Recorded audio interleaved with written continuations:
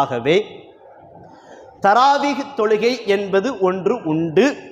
அதை நபி ஸல்லல்லாஹு அலைஹி வஸல்லம் அவர்கள் தங்களுடைய வாழ்நாளில் ஒரு முறையோ அல்லது அதற்கும் மேற்பட்ட முறையோ தொழுதிருக்கிறார்கள் என்பதும் உறுதி செய்யப்படுகின்றது. இந்த தகவல் முஸ்லிம் ஷரீஃப், புகாரி ஷரீஃப், திருமிதி ஷரீஃப் போன்ற ஆதாரப்பூர்வமான நூல்களில் பதிவு செய்யப்படுகின்றது. அதனை பின்பற்றி ஏராளமான நபித்தோழர்கள் தங்களுடைய காலகட்டத்தில், இன்னும் சொல்ல போனால் அலி ரலியல்லாஹு தஆலா அன்ஹு அவர்கள் தராவீஹ் தொழுகைக்காக சில சஹாபாக்களை நியமித்திருக்கிறார்கள்.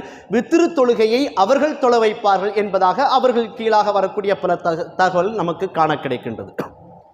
இந்த கூடுதலான வணக்கங்கள் எல்லாம் இதனால் கிடைக்கக்கூடிய சிறப்பு என்ன? நம்முடைய நண்பர் ஒருத்தர்கிட்ட ஒரு 2 நாளைக்கு முன்னாடி பேசிக்கிட்டு இருக்கும்போது அவர் சொன்ன செய்தி இது. விளையாட்டு போக்கில் சொல்கிறாரு, இருந்தாலும் மனசுக்கு கொஞ்சம் வலியை கொடுக்கக்கூடிய செய்தி.